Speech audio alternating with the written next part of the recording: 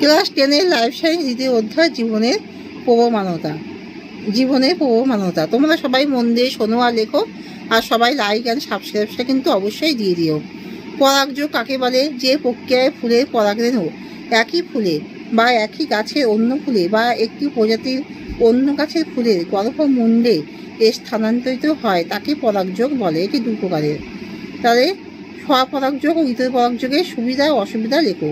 পরাগযোগ দুই প্রকার। স্বপরাগযোগ কোনো ফুলের পরাগরেণু সেই ফুলে বা সেই গাছের অন্য ফুলের গর্ভমুণ্ডে স্থানান্তরিত হলে তাকে স্বপরাগযোগ বলে।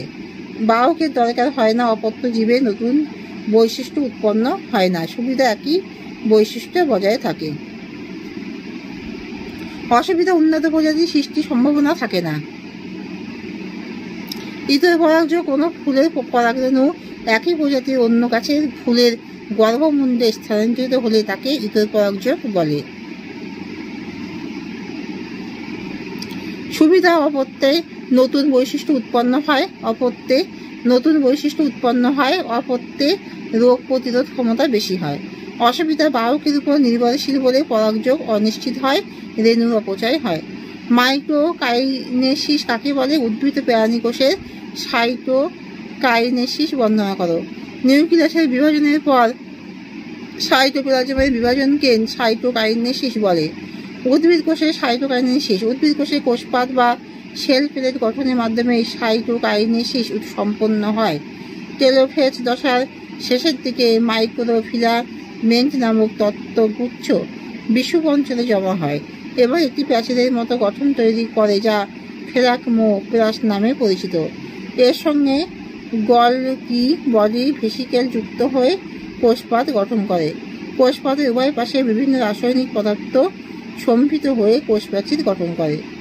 প্রাণীকোষের সাইটোকাইনেসিস। প্রাণীকোষের খাঁজ গঠনের মাধ্যমে বা ক্লিভেজ পদ্ধতিতে সাইটোকাইনেসিস উৎপন্ন হয়।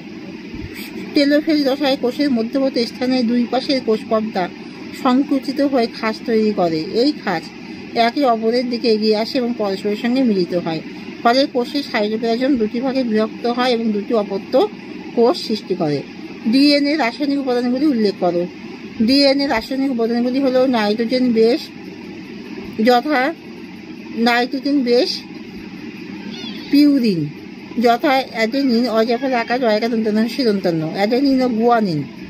আর 2 নম্বরে পিরিমিডিন, যথা পিরিমিডিন হলো যথা সাইটোসিন ও থাইমিন। নিষেক কাকে বলে? যে পদ্ধতিতে পুংগ্যামেট এবং স্ত্রীগ্যামেট স্থায়ীভাবে মিলিত হয়ে ডিপ্লয়েড